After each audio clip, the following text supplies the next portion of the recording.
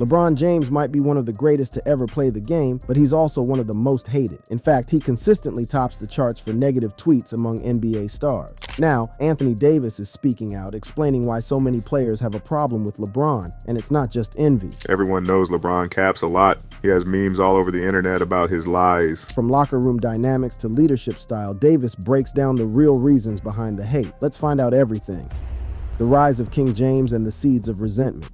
In the storied history of the National Basketball Association, few figures have commanded the spotlight with such unwavering intensity as LeBron James. From his meteoric rise as a high school phenom in Akron, Ohio, to his current status as one of the greatest players ever to grace the hardwood, James has been a lightning rod for both adoration and animosity. But beneath the championships, MVP trophies, and global brand lies a more complex narrative, one that reveals why some NBA players, including those who've shared a locker room with him, harbor feelings ranging from frustration to outright disdain for the man known as King James. The seeds of this resentment were planted early, long before LeBron had earned his first championship ring or made his first controversial career move. In fact, they took root during his very first season in Cleveland, when the 18-year-old phenom arrived with unprecedented hype and expectations. The pressure wasn't just on LeBron, it extended to his teammates, many of whom weren't prepared for the media circus that accompanied the teenage prodigy. LeBron himself has acknowledged the difficult dynamics he faced as a rookie. In a revealing interview, he recounted how his own Cavaliers teammates harbored animosity toward him from the beginning.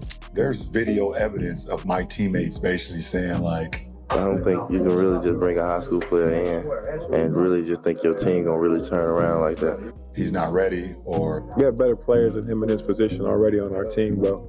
my own teammates that I had to be on the floor with, practicing with, on the planes with, just animosity towards me and what I could provide. This early resistance wasn't simply jealousy, though that certainly played a part. It represented a fundamental challenge to the NBA's traditional hierarchy, where rookies were expected to earn their stripes gradually, rather than arrive as ready-made superstars. LeBron's former coach with the Cavaliers, Paul Silas, noted that veteran teammates hated him due to their egos, unable to accept a teenager as the team's centerpiece. Despite this hostile environment, James led the team to 35 wins in his rookie season, a 17-win improvement from the previous year. LeBron's approach to handling this adversity offers insight into his character and would set a pattern for how he would navigate similar situations throughout his career.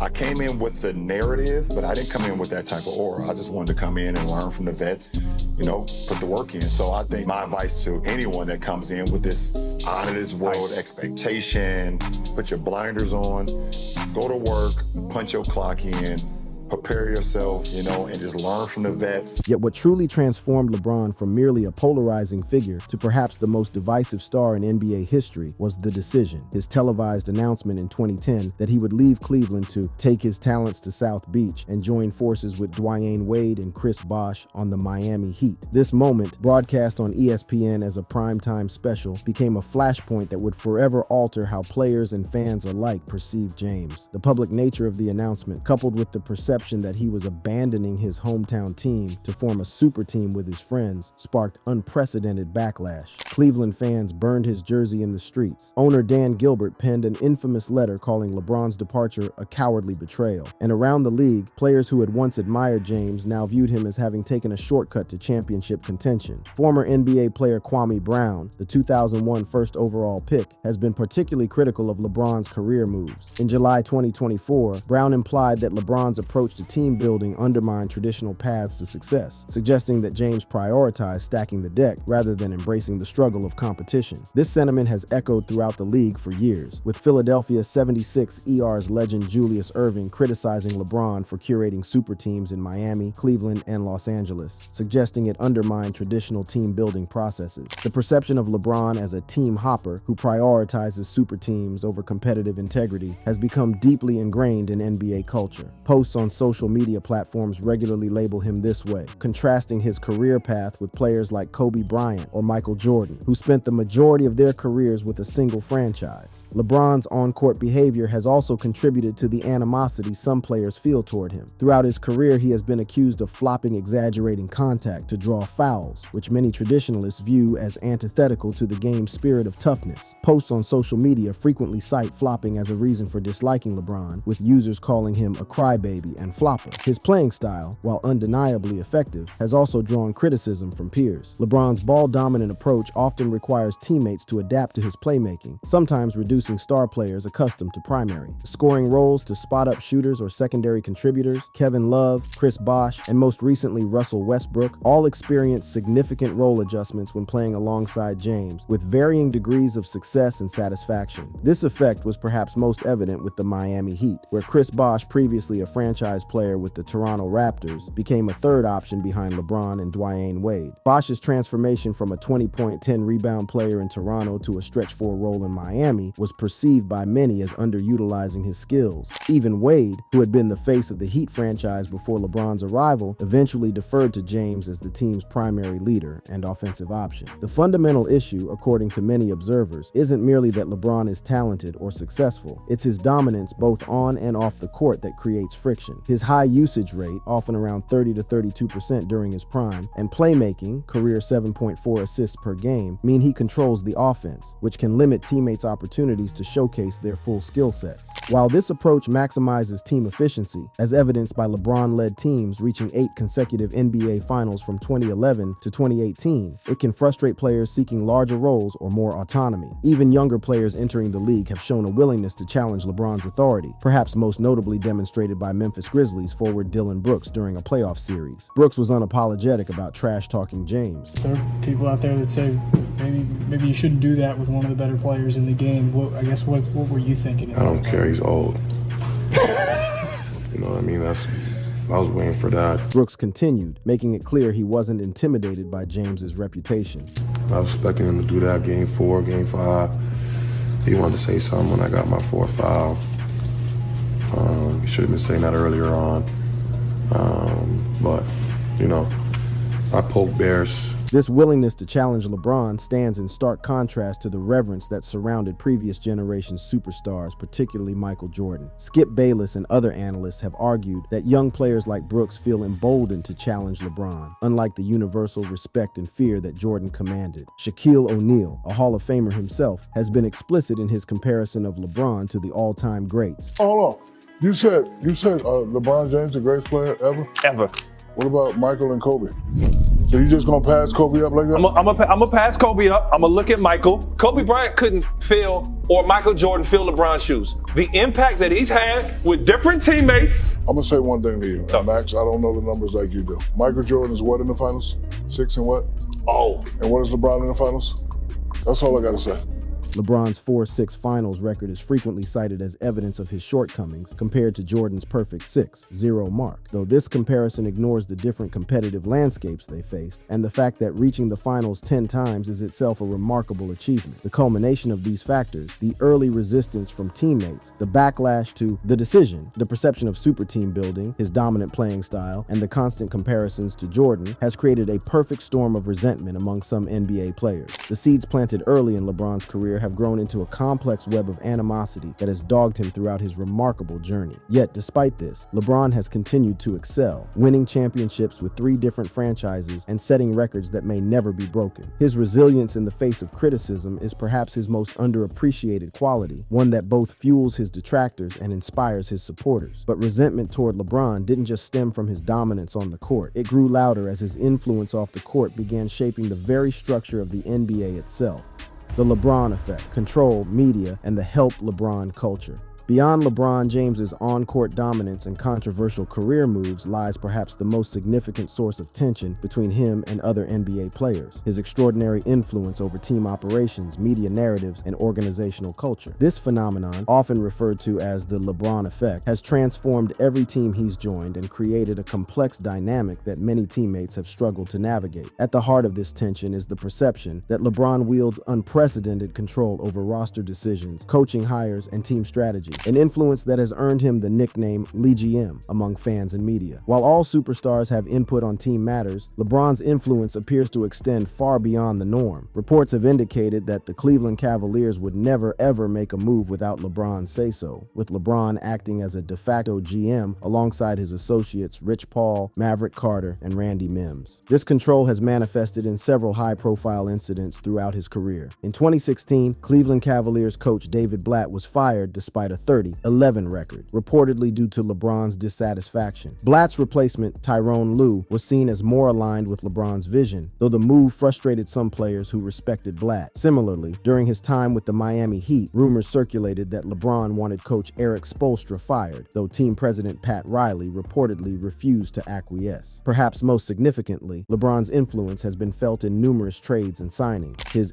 arrival in Los Angeles coincided with a push to acquire Anthony Davis from the New Orleans Pelicans, a move that required trading away much of the Lakers' young core. Later, the acquisition of Russell Westbrook in 2021 was widely reported to have LeBron's fingerprints on it, though the experiment proved disastrous and ended with Westbrook's trade in 2023. Former NBA player Enes Kanter Freedom has been one of the most vocal critics of LeBron's influence, going so far as to call him the dictator of the NBA in a July 2024 interview. Freedom claimed, "Nobody wants to play with him. LeBron is literally the dictator of the NBA. He controls his narrative. If you go against his agenda, you get traded. Everybody knows it." While Freedom's comments may be extreme, they reflect a sentiment shared by some within NBA circles that LeBron's power extends beyond what's healthy for team dynamics. This perception of control was put to the test in February 2025 when the Lakers executed a stunning trade that sent Anthony Davis to the Dallas Mavericks in exchange for Luka Doncic. According to ESPN's Dave McMenamin, James had no idea it was in the works, a claim that generated significant skepticism given his history of involvement in team decisions. When CBS Sports' Bill Ryder suggested that James had grown frustrated with Davis and approved the trade, LeBron responded vehemently on social media, posting, "You a FKN lie." The trade sparked widespread debate about LeBron's role, with fans on Reddit arguing that the move finally disproved the Lee GM narrative. One user commented, "I hope this puts to bed the Lee GM stuff at least. There is a 0% chance LeBron orchestrated this." However, others remain skeptical, with some ex-users accusing James of backstabbing Davis, suggesting he pushed for the trade to acquire Doncic. Closely tied to LeBron's organizational influence is his complicated relationship with the media. As one of the most scrutinized athletes in history, LeBron has developed sophisticated strategies for controlling his narrative approaches that some players and analysts view as manipulative. His media company, Spring Hill Entertainment, his podcast appearances, and his social media presence give him platforms to shape public perception in ways few athletes can match. ESPN analyst Kendrick Perkins, a former teammate of LeBron's, has criticized this media approach. In March 2025, Perkins remarked, "LeBron James need to stop.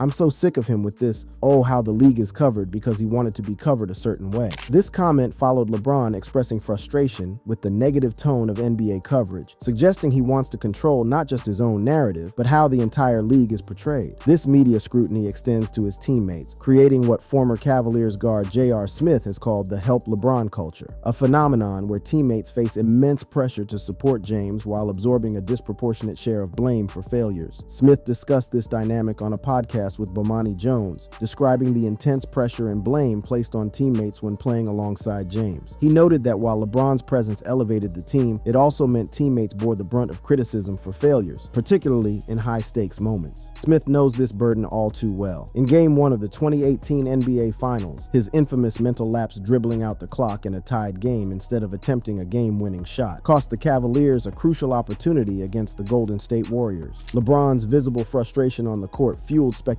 of a rift. A post on X later referenced Smith as LeBron's fall guy for the final sweep, suggesting Smith felt scapegoated for the team's ultimate failure. The pressure of playing with LeBron has been described by Smith as both a gift and curse, citing the constant media scrutiny that magnifies every mistake. This dynamic has affected numerous teammates throughout LeBron's career. Mario Chalmers, point guard for the Heat during LeBron's tenure, was frequently criticized by James during games for turnovers or defensive lapses. While not a full-blown feud, these interactions were visible enough to be noted by media and fans. Kevin Love's experience with the Cavaliers provides another illuminating example of the challenges of playing alongside LeBron. After being acquired in 2014 to form a new Big Three with James and Kyrie Irving, Love struggled to adapt to a reduced role after being a star in Minnesota. In the 2015-16 season, LeBron's public comments about Love's fit with the team were interpreted as passive-aggressive, particularly a tweet stating, "fit in, fit out," that seemed to question Love's role. Love later acknowledged feeling like an outsider early on, as LeBron and Irving dominated the offense. In a 2015 interview, Love said, "It's an adjustment, but I'm here to win." The tension eventually subsided after the Cavaliers' 2016 championship, where Love played a crucial role.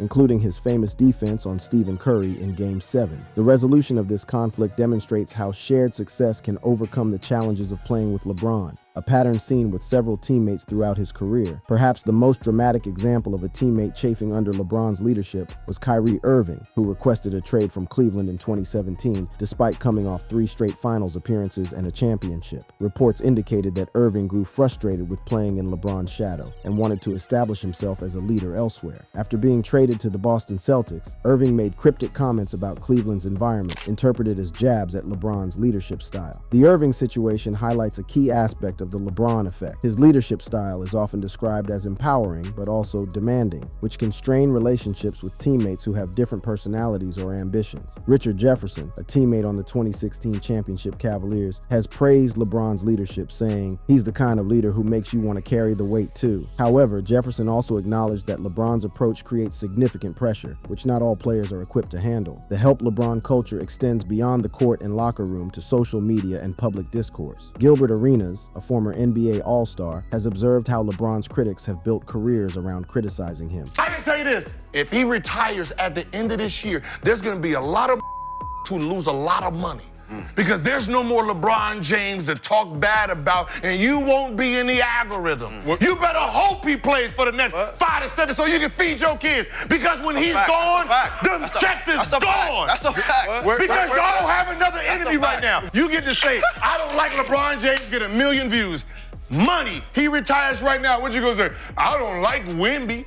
But at the same time, I don't like Tatum. Like, that ain't it right now. There's no bad guy right now for you to eat. So y'all hope he stays around a couple more years. This perception of being a target extends to LeBron's interactions with media figures. In March 2025, LeBron had a highly publicized confrontation with ESPN analyst Stephen A. Smith over comments Smith made about LeBron's son, Bronny James, who joined the Lakers as a second-round draft pick in 2024. Smith had questioned whether Bronny belonged in the NBA or was only on the roster due to LeBron's influence. LeBron later described what he told Smith during their courtside interaction. So I'm going to address the Stephen A. Smith situation real quick. I basically told him we can throw down right now in front of everyone. Let's have at it. Me and you, one-on-one in the middle of the court. And of course, that uncle refused. He don't have that R like I do. While LeBron was likely being hyperbolic about physically confronting Smith, the incident underscores the combative relationship he sometimes has with media critics, a dynamic that undoubtedly influences how teammates and other players perceive him. The omnipresence of LeBron in media coverage also contributes to resentment among some players. His constant presence on ESPN highlights, social media, and advertisements has led to what some call LeBron fatigue,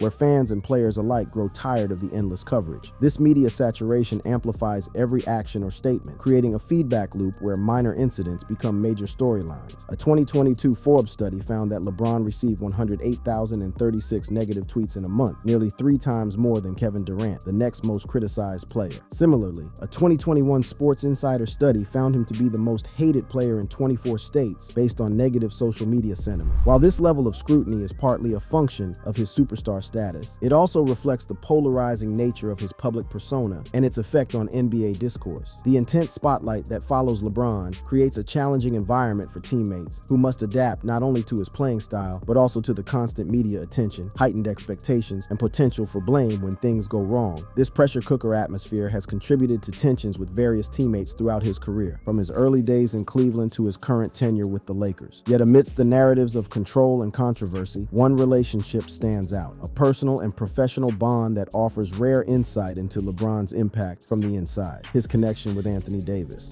The Anthony Davis connection: friendship, partnership, and separation. The relationship between LeBron James and Anthony Davis represents perhaps the most illuminating case study of LeBron's complex dynamics with NBA peers. Their partnership, which began when Davis joined the Lakers in 2019 and continued until his trade to Dallas in February 2025, featured championship success, personal friendship, and occasional friction, all under the intense scrutiny of the NBA's most high-profile franchise. From the beginning, their on-court chemistry was remarkable. Davis's elite scoring, rebounding, and defensive abilities perfectly complemented complemented LeBron's playmaking and versatility. In their first season together, they led the Lakers to the 2020 NBA championship in the Orlando bubble, defeating the Miami Heat. Throughout his Lakers tenure, Davis averaged 24.8 points, 11.0 rebounds, and 2.2 blocks per game, transforming the team from a non-playoff squad to perennial contenders. What distinguished their partnership from many of LeBron's previous teammate relationships was their mutual respect and lack of ego. LeBron noted in 2020, "We're not jealous of each other. There's not a jealous bone in our bodies," highlighting their willingness to prioritize team success over individual accolades.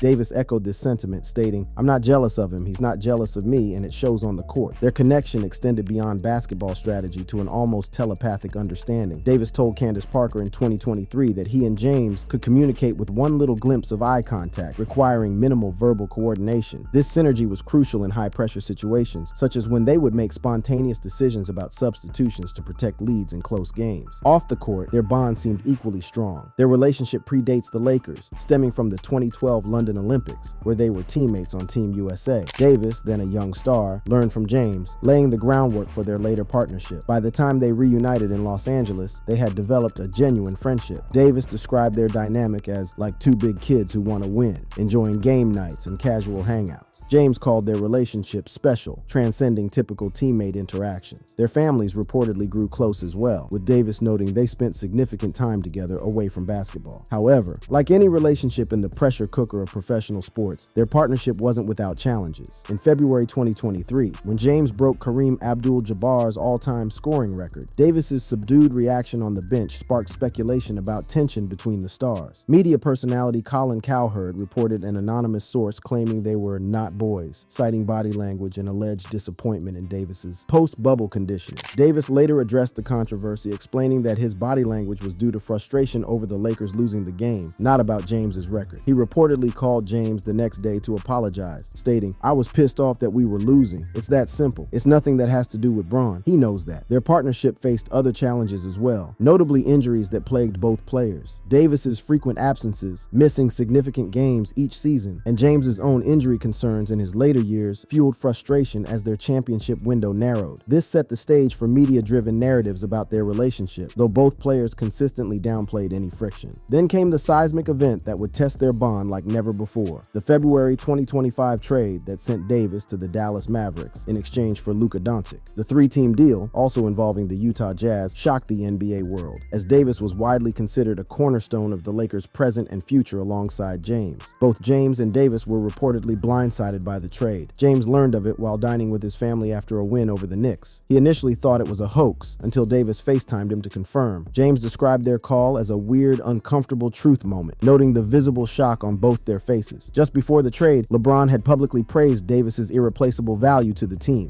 There's no way we can make up for AD's absence. There's no way, especially defensively, offensively. He's our best player. So we all have to figure out how we could do a little bit more, give a little bit more. And I think tonight we did that. After the trade, rumors swirled about James's potential role or knowledge. CBS Sports' Bill Ryder claimed that James had grown frustrated with Davis a year prior, implying this contributed to the trade. James vehemently denied this on social media with his FEN Lie post. Adding to the speculation, NBA free agent Marcus Morris claimed on Kevin O'Connor's podcast that James had pushed for his brother, Markieff Morris, to be included in the trade, contradicting reports that James was unaware. Davis's own comments about the trade have been particularly revealing. While maintaining that his relationship with James remained strong, he expressed skepticism about claims that the trade caught everyone by surprise. "Everybody's saying nobody knew and all this others. I just don't believe it," Davis told the LA Times. This statement sparked speculation that he suspected James or others had prior knowledge, though Davis didn't explicitly accuse anyone. In an interview with Anscape in March 2025, Davis provided more context, stating, "Ain't no change for me, it's a business." He dismissed speculation about whether James knew beforehand, saying, "At this point, whether he knew or not, or whoever knew, or it was quiet when Shams dropped the news, it doesn't matter who knew. This happened." Davis confirmed that he and James still communicated regularly, with James texting him often, and expressed confidence that they would reconnect over the summer. The trade had immediate emotional impact on both players. James admitted to feeling an empty pit in my stomach for 2 days, reflecting the personal toll of losing a close friend and teammate of 6.5 years. During the Lakers tribute video for Davis on February 26, 2025, James watched from start to finish, calling Davis one of my best friends and praising his contributions to the franchise. Their first post-trade matchup on April 9, 2025 featured a notable moment when Davis Davis playfully flashed a middle finger at James, a gesture interpreted by many as a sign of their continuing comfort and closeness rather than animosity. However, reports also emerged that Davis allegedly ignored James after the game while greeting other former teammates, fueling speculation about lingering tension. The impact of the trade extended beyond their personal relationship to their respective teams' performances. The Lakers finished the 2024-25 regular season with the third-best record in the West and a 44-29 overall mark. But their lack of interior defense was exposed in a first-round playoff loss to the Minnesota Timberwolves. Minnesota's Rudy Gobert dominated, out-rebounding the Lakers 54-37 in the series finale. Following the playoff exit, James made a comment that went viral, seemingly referencing Davis's pre-trade request for the Lakers to add another big man. "No comment. My guy AD said what he needed, and then he was gone the following week," he quipped. This statement was interpreted by many as subtle criticism of the Lakers front office, though James delivered it with humor. For the Mavericks, the post-trade period was challenging. Dallas struggled to a 12-18 record after acquiring Davis, barely holding on to a play-in spot. The loss of Doncic's playmaking, combined with Kyrie Irving's injury and Davis's own health issues, created a difficult adjustment period. Through all this turbulence, what emerges is a more nuanced picture than the feud narrative often pushed by media outlets. While Davis expressed skepticism about the trade secrecy and James made subtle comments about the aftermath, their public statements and continued communication suggest a relationship that weathered the business side of basketball rather than crumbling under its pressure. This stands in contrast to the experiences of some other LeBron teammates, whose relationships with him deteriorated more dramatically. Kyrie Irving's departure from Cleveland after feeling overshadowed, Russell Westbrook's unsuccessful stint with the Lakers, and even Kevin Love's initial struggles to find his role alongside James all represent more contentious dynamics than what transpired with Davis. The Davis-James partnership may have been severed by trade, but it wasn't destroyed by the personal animosity that has characterized some of LeBron's other teammate relationships. Their success together, culminating in the 2020 championship, and their continued friendship, despite the shocking trade, reveal important aspects of LeBron's capacity for genuine collaboration when paired with a compatible personality and talent. Perhaps the most revealing aspect of their relationship is Davis's pragmatic acceptance of the trade as part of the business. This perspective, neither bitter nor naive, suggests that understanding LeBron James requires seeing beyond the simplistic narratives of hero or villain. Like the game of basketball itself, LeBron's impact on his teammates and peers is complex, dynamic, and ultimately impossible to reduce to a single storyline. If you like this video, make sure to check out the suggested cards on your screen for more amazing content.